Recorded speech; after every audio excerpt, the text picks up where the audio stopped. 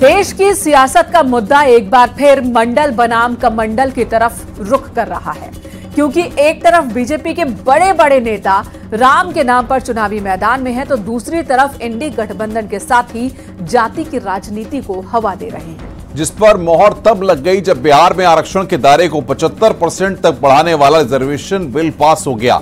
यानी कि रामधुन में बढ़ती बीजेपी से मुकाबला जाति गिनने वाले विपक्ष से है। दिखाते हैं आपको इसी पर रिपोर्ट।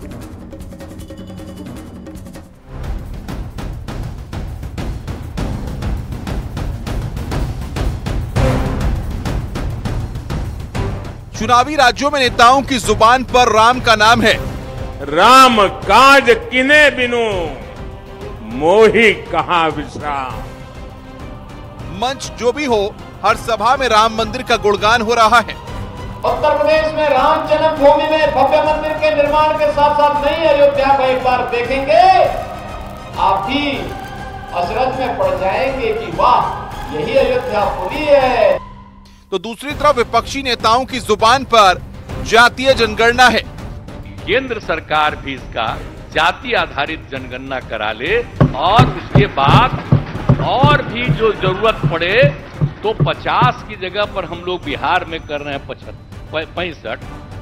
तो इस तरह देश की सियासत का मुद्दा एक बार फिर मंडल बनाम कमंडल की तरफ रुख कर चुका है, क्योंकि एक तरफ बीजेपी के बड़े बड़े नेता राम मंदिर की धुन बजा रहे हैं, तो दूसरी तरफ इंडी गठबंधन के नेता जाति की राजनीति को हवा दे रहे हैं। और मुझे तेज गति से दौड़ने की प्रेरणा देती है, और वो बार बार मैं उसका स्मरण करता हूं जहां कहा गया है, राम काज किने बिनु मोहि कहां विश्राम। केंद्र सरकार भी इसका जाति आधारित जनगणना करा ले और उसके बाद और भी जो जरूरत पड़े तो 50 की जगह पर हम लोग बिहार में कर रहे हैं 65 और उधर 10 है, तो अगर जरूरत पड़े तो इसको और बढ़ाने की आवश्यकता हो तो बड़ी खुशी की बात होगी। बिहार में आरक्षण का दायरा 75% तक बढ़ाने वाला रिजर्वेशन बिल विधानसभा से पास हो गया है। इसे अब देश की सियासत में विपक्ष की तरफ से मुद्दा बनाया जा रहा है। अति पिछड़ा वर्ग पहले 18%, अब बिल में प्रावधान 25% है। पिछड़ा वर्ग पहले 12%, बिल में प्रावधान 18% है। अनुसूचित जाति पहले आरक्षण 16%, बिल में प्रावधान 20% है। अनुसूचित जाति पहले आरक्षण 1%, बिल में प्रावधान 2% है। बिहार में कुल जाति आरक्षण फिलहाल 50% है, जो बढ़कर 65% होने वाला है। यानी नीतीश कुमार की जुबान भले ही इन दिनों बेकाबू हो चुकी हो, लेकिन आरक्षण के दांव पर वो सियासी बैटिंग अब भी करने में मशगूल है। लेकिन जब वही नीतीश कुमार बिहार के पूर्व मुख्यमंत्री पर सदन में बयान देते हैं तो तू तड़ाक पर उतर जाते हैं। इनको कुछ आइडिया है? ये तो मेरी गलती है कि इस आदमी को हमने बना दिया था मुख्यमंत्री। नहीं, ठीक है, ये कोई सेंस नहीं है इसको, ऐसे ही बोलते रहता है, कोई मतलब नहीं है। बढ़ जाएगा, हो गया। हम कह रहे थे कि आप ही लोगों के साथ रहिए। अध्यक्ष महोदय, भाग के चलाया था 7 पार्टी में। अध्यक्ष अभी महोदय, हम जान करके भगा दिए उधर। अध्यक्ष क्या उधर रहिए, इसीलिए हम कहेंगे बात हो गई है। सब समर्थन कर रहे हैं, प्रधानमंत्री सुन लीजिए, बता रहे हैं, ये बहुत गलत बात सारे बोल रहे लोग हैं। समर्थन कर रहे हैं। और कोई सेंस है? हमको लगता है कि मानसिक संतुलन वो खो बैठे हैं, इसलिए वो ऐसा करते हैं। पहली बात। दूसरी बात, एक बार कहते हैं हमने तुमको मुख्यमंत्री बनाया। देहात में कहा जाता है कि भले भैया सिर मुड़ाती है, उसको दोहे में चुचुअट होती है, कीड़ा काटता है तो वो सिर मुड़ाता है। उसी प्रकार से नीतीश कुमार 2014 में हार गए, सब लोग कहने लगा नीतीश कुमार इस्तीफा दो, इस्तीफा दो। अपनी लाज बचाने के लिए एक सीधा साधा आदमी को मुख्यमंत्री बनाने का काम किया। ऐसे में आखिर नीतीश कुमार को हुआ क्या है? क्योंकि एक दिन पहले जनसंख्या नियंत्रण पर शर्मनाक बयान देकर बीजेपी के निशाने पर आना, तो अब तू तड़ाक जैसी बातें और इसी बीच आरक्षण वाले दाव से एक बार फिर चुनावी माहौल में तनाव प्री प्लान्ड है। नीतीश कुमार जी को अब मुख्यमंत्री रहने का कोई अधिकार नहीं है। बहनों और बेटियों को जो इस तरह से बेइज्जत करे, उनके सम्मान के साथ खिलवाड़ करे, वैसे व्यक्ति मुख्यमंत्री रहने के लायक नहीं है। उन्हें अब पद छोड़ देना चाहिए, माफी मांगने से काम नहीं चलेगा। अब ओबीसी आरक्षण से लेकर हिंदुत्व की गलियों से गुजरती सियासत किस रफ्तार से आगे बढ़ती है ये वक्त बताएगा। लेकिन जिस तरह बिहार के मुख्यमंत्री ने इन 2 दिनों में सियासत को अपनी तरफ मोड़ लिया, वो इंडी गठबंधन के लिए नफा कम नुकसान ज्यादा है। Bureau report, news 18।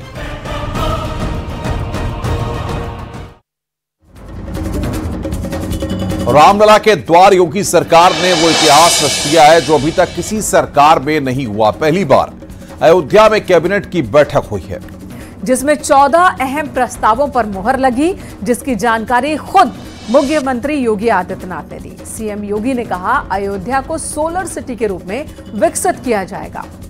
अयोध्या तीर्थधाम विकास परिषद का गठन किया जाएगा। इनलैंड वाटर अथॉरिटी के गठन पर भी कैबिनेट ने अपनी मोहर लगाई है।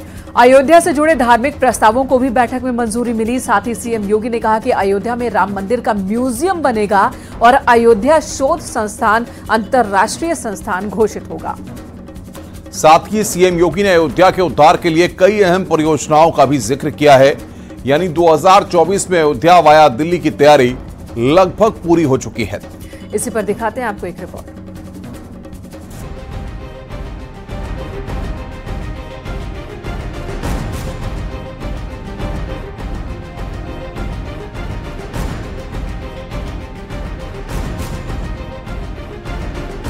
अयोध्या में पहले रामलला के दर्शन, फिर श्री राम मंदिर निर्माण का निरीक्षण और इसी के साथ सीएम योगी ने 9 नवंबर के दिन एक और नया इतिहास रच दिया, क्योंकि अयोध्या में पहली बार योगी कैबिनेट की बैठक हुई जिसमें कई बड़ी घोषणाएं की गई और कई बड़े फैसले भी लिए गए।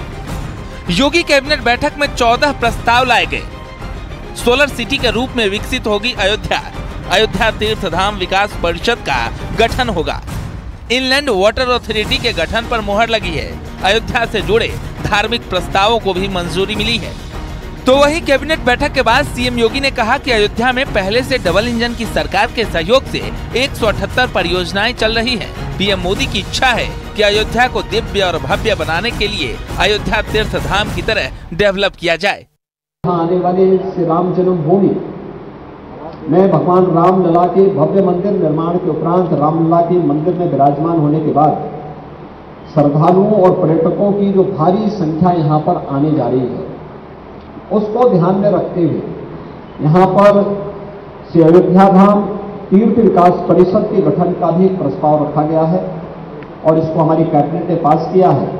यहाँ के पर्व, यहाँ के त्यौहार, यहाँ की व्यवस्था को और अच्छे ढंग से कोऑर्डिनेट करते हुए स्थानीय स्तर पर, राज्य स्तर पर, केंद्र सरकार के सहयोग से और अन्य विभिन्न धर्मार्थ संस्थाओं के सहयोग से इसे कैसे हम आगे बढ़ा सकते हैं, इसके लिए इस प्रस्ताव को भी हम लोगों ने पास किया है।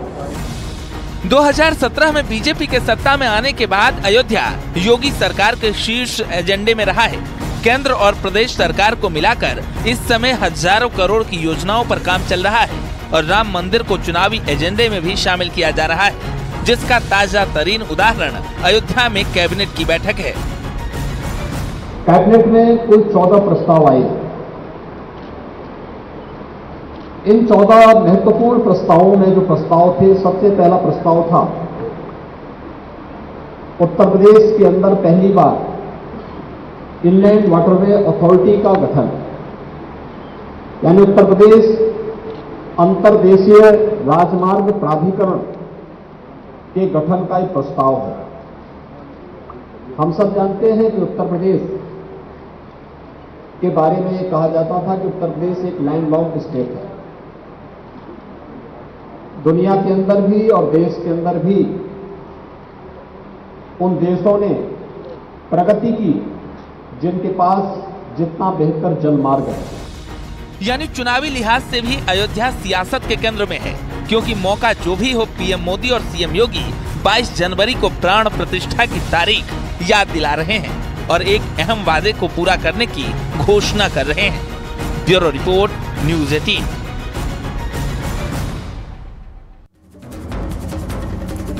इधर मध्य प्रदेश में विधानसभा चुनाव के दौरान गठबंधन की गांठ खुलने के बाद अब बारी राजस्थान की है, जहां अखिलेश यादव कांग्रेस की पोल खोलने में जुटे हुए हैं। माना जा रहा है कि जयंत और कांग्रेस में समझौता की राजनीति को भी अखिलेश यादव उछालने वाले हैं, क्योंकि जब मध्य प्रदेश में बात नहीं बनी तो अब राजस्थान के रण में अखिलेश यादव कांग्रेस के खिलाफ चक्रव्यूह रचने वाले हैं। आपको दिखाते हैं एक रिपोर्ट की कैसे इंडी गठबंधन के अंदर दलों के बीच दूरियां बढ़ती जा रही हैं। अब एक दूसरे को साथ देने मजबूत करने की जगह एक दूसरे को काटने की कवायद में ये कैसे जुटे हैं।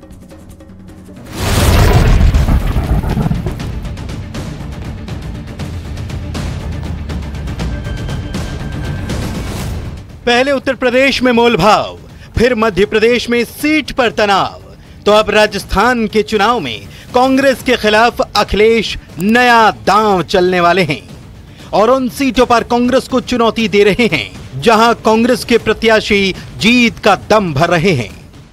देखिए, कांग्रेस नहीं चाहती कि हम उनके सहयोगी दल बने। ये मौका था कांग्रेस पार्टी के पास, जहां पर छोटे दलों को साथ लेकर के एक गठबंधन का संदेश दिया जाता, लेकिन क्योंकि वो सोचते हैं कि जनता उनके साथ खड़ी है, लेकिन पीडीए उनको जवाब देगा इस बार। 5 राज्यों में हो रहे चुनाव में 2024 की सियासी चाय उबल रही है और ऐसे में इन चुनावों ने लोकसभा के लिए एक मंच पर आए विपक्षी दलों में भी टकराव पैदा कर दिया है। आलम यह है कि जनसभाओं में इंडी गठबंधन के दल एक दूसरे के खिलाफ जमकर निशाना साध रहे हैं। खासकर कांग्रेस और समाजवादी पार्टी की मध्य प्रदेश में एक दूसरे पर हो रही तीखी बयानबाजी सुर्खियां बटोर रही हैं। अखिलेश यादव खुद मध्य प्रदेश में डेरा डाले हुए हैं और वहीं अब राजस्थान में भी कांग्रेस की पोल खोलने के लिए मैदान में उतरने वाले हैं। राष्ट्रीय अध्यक्ष माननीय अखिलेश यादव जी की रैलियों में अप्रत्याशित भीड़ उमड़ रही है। जनता का जो अप्रत्याशित प्यार देखने को मिल रहा है, उससे समाजवादी पार्टी का मनोबल बहुत ऊंचा है और मध्य प्रदेश में जिस तरह से भीड़ हो रही है, उस तरह से राजस्थान की जनता भी प्रभावित है और वो राजस्थान की जनता भी हमारे माननीय राष्ट्रीय अध्यक्ष जी को बुला रही है और वहां भी इसी तरह की अप्रत्याशित भीड़ देखने को मिलेगी। दरअसल मध्य प्रदेश में सीटों के बंटवारे पर सपा कांग्रेस में ठन गई थी, लिहाजा दोनों दलों ने एक दूसरे के खिलाफ ही ताल ठोक दी। एमपी में सपा ने 74 सीटों पर प्रत्याशी उतार दिए। कांग्रेस के खिलाफ अखिलेश खुद मैदान में डटे हैं। अब राजस्थान में भी एसपी कांग्रेस में टकराव होगा। राजस्थान में एसपी ने 5 सीटों पर प्रत्याशी उतार दिए और दूसरी तरफ राजस्थान में कम सीट मिलने के बाद भी आरएलडी कांग्रेस के साथ समझौते की राजनीति कर रही है और मध्य प्रदेश के विवाद को आपसी लड़ाई बता रही है। यहां तक कि जयंत चौधरी ने कह दिया कि राजनीति में कभी संतुष्ट नहीं हुआ जा सकता। देखिए, उनकी नाराजगी बिल्कुल जायज है और उनकी कोशिश है। मध्य प्रदेश में उनकी पार्टी का अपना एक अस्तित्व है। राजस्थान में जरूर हमने कांग्रेस के साथ समझौता कर लिया है और जहां तक इंडिया की बात है, ये बात तय थी कि राज्यों में शायद उस तरह का तालमेल बनाना संभव नहीं था। आप वेस्ट बंगाल को भी देखेंगे, वहाँ लेफ्ट पार्टीज का भी अपना एक क्लेम है, वो भी इंडिया में है। टीएमसी भी इंडिया में लगातार ममता जी खुद शामिल होती आई हैं और केरला में भी प्रॉब्लम्स हैं। ये दिक्कतें कई राज्यों में आएंगी। सवाल ये भी बनता है कि आप एनडीए से पूछे, एनडीए कहाँ है?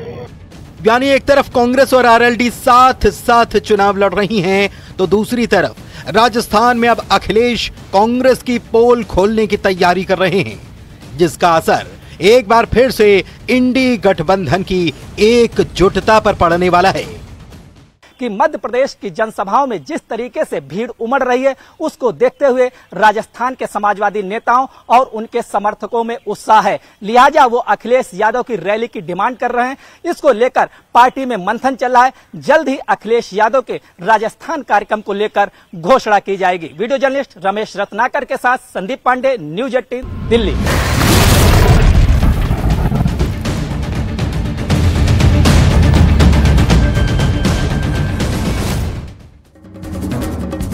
गठबंधन खत्म करने के लिए कांग्रेस को बार बार ललकारने वाले अखिलेश यादव को कांग्रेस के वरिष्ठ नेता आचार्य प्रमोद कृष्णम ने करारा जवाब दिया है।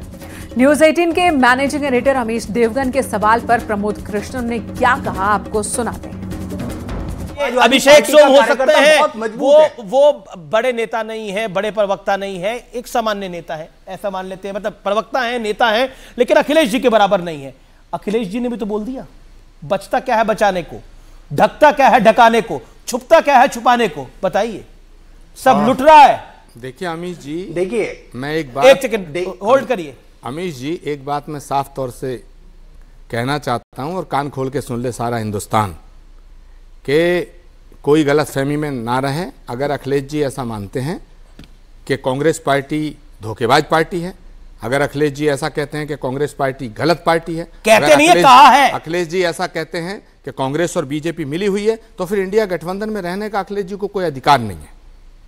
अगर कोई कांग्रेस के छत्र के नीचे, कांग्रेस के साए के नीचे, कांग्रेस के समर्थन से देश में बीजेपी को हटाना चाहता है, उसका स्वागत है। लेकिन एक बात, मैं अभी हमारे जो अभिषेक सोम हैं, बहुत ही प्यार करता हूं मैं इनको, इनकी बातें बहुत अच्छी लगती हैं मुझे, बड़े दिलेर व्यक्ति हैं। लेकिन भैया, सीमाओं से बाहर मत जाया करो, सीमाओं के अंदर रहना सीखो। भारत में आपकी बहुत उज्जवल राजनीति है। जब कमलनाथ जी ने अखिलेश कहा था, कौन सीमा से मैं उस बयान का समर्थन नहीं करता। ओके ओके ओके ओके, लेकिन मैं अखिलेश जी से आग्रह करना चाहता हूं, नहीं, ये फैसला अखिलेश जी को करना है कि वो गठबंधन रखना चाहते हैं या नहीं रखना चाहते हैं। कांग्रेस की कोई मजबूरी नहीं है गठबंधन में। उधर आज अयोध्या में योगी कैबिनेट की बैठक हुई, 14 प्रस्तावों पर मुहर लगी, लेकिन कैबिनेट विस्तार पर चर्चा नहीं हुई। दरअसल कयासबाजी हो रही थी कि 9 या 10 नवंबर को कैबिनेट का विस्तार होगा, जिसमें ओम प्रकाश राजभर को भी मंत्री बनाया जाएगा। लेकिन जब कैबिनेट की बैठक में इस बात का जिक्र नहीं हुआ, तो एक बार फिर राजभर की धड़कनें बढ़ने लगी हैं। जो राजभर पहले कहते थे कि क्यों नहीं मंत्री बनेंगे, वही राजभर आज कह रहे हैं कि पता ही नहीं कि कब मंत्री बनेंगे। पहले बोल रहे थे कि 7 नवंबर को बता देंगे कब मंत्री बनेंगे, लेकिन आज वो इस बात की पुष्टि तक नहीं कर रहे हैं। यानी जो खुद को स्वघोषित मंत्री मान चुके थे, अब उनकी जुबान लड़खड़ाने लगी है। इसी पर दिखाते हैं आपको रिपोर्ट। हम तो बनेंगे, टाइम आने दीजिए। अब देखिए, इसकी खबर हम आपको 7 तारीख को बताएंगे फाइनल। माननीय मुख्यमंत्री जी, इनको जल्दी शपथ दिला दो, नहीं तो ये हमारे पास आज में फिक्स नहीं है, कल बात करेंगे। मतलब 7 तक हम आपको बता देंगे कि कब क्या होगा। ओपी राजभर जिस तारीख की बात कर रहे थे, फुल कॉन्फिडेंस के साथ खुद को मंत्री घोषित कर रहे थे, वो तारीख बीत चुकी है। और तारीख बीतने के साथ ही बदल गए हैं अल्फाज, जिसमें छुपा है मंत्री नहीं बनने का राज। आप लोग तय कर दीजिए, जो भी तय कर दीजिए वही कुछ तो होगा आपके मन में ना, मतलब देखिए, अभी तक जो सच्चाई है कि सूत्रों के हवाले से आप ही लोगों की खबर चल रही है। अब जो पुष्ट खबर होगी तो आपको बताएंगे। राजभर के चेहरे की हवाइयां उड़ी हैं, इसे छुपाने के लिए हंसी का नकाब ओढ़ा जा रहा है और खुद सूत्रों के हवाले से बता रहे हैं अभी कुछ कह नहीं सकते। यानी 2 दिन पहले जो योगी मंत्रिमंडल में खुद की सीट पक्की बता रहे थे, वो अब खुद कंफ्यूज हो चुके हैं। मंत्री बनने वाले बिल्कुल बनेंगे, धारा क्यों नहीं बनेंगे? आप हम तो बनेंगे, टाइम आने दीजिए। देखिए, जो चर्चा चुनाव से पहले ये धमाका होगा क्या? अब देखिए, इसकी खबर हम आपको 7 तारीख को बताएंगे फाइनल। 7 तो है, इसी 7 को हम हो सकता है कल परसों में दिल्ली जाएं तो एक्यूरेट डेट बताएंगे कब डेट को। अमित शाह से मिलने मुलाकात फिक्स हो गई है? नहीं, फिक्स नहीं है, कल बात करेंगे। कल महीने की शुरुआत है ना। मतलब 7 तारीख को फाइनल हो जाए? नहीं, 7 को फाइनल नहीं, मतलब 7 तक हम आपको बता देंगे कि कब क्या होगा। आप लोग तय कर दीजिए, जो भी तय कर दीजिए वही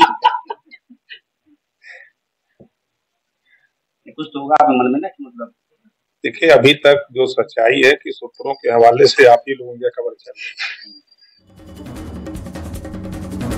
तो बदले बदले सुर और अंदाज नजर आ रहे हैं राजभर के। चलिए यहाँ रुकेंगे एक छोटे से ब्रेक के लिए। खबरों का सिलसिला लगातार जारी है।